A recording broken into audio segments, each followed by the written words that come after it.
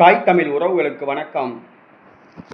தமிழக வெற்றிக் கழக எம்எல்ஏக்கள் ராஜினாமா செய்கின்றனர் என்ற தலைப்பில் இந்த காணொளியை காண்கிறோம். தமிழக வெற்றிக் கழகம் 108 இடங்களில் வெற்றி பெற்றது.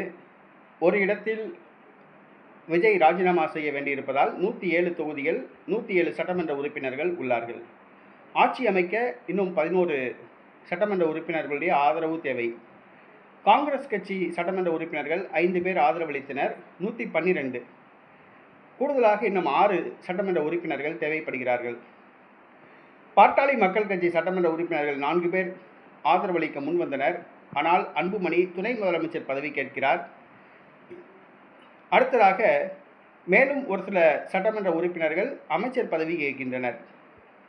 ஆக இழுபறி ஏற்பட்டுள்ளது. கவர்னர் பாரதிய ஜனதா கட்சிக்கு சாதகமாக உள்ளார்.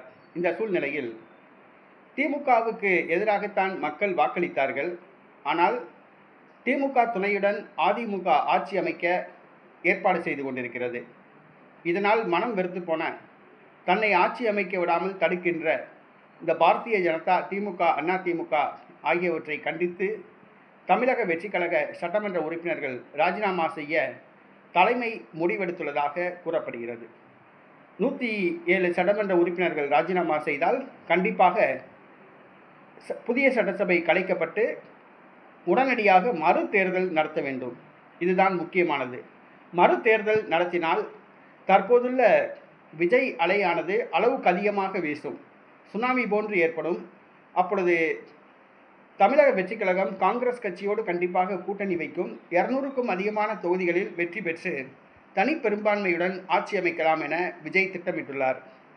இதன் காரணமாக தமிழக சட்டமன்ற உறுப்பினர்கள் ஆட்சி அமைப்பதில் இழுபறி ஏற்பட்டால் உடனடியாக ராஜினாமா செய்ய தாவேகா தலைமை முடிவு செய்துள்ளதாக கூறப்படுகிறது.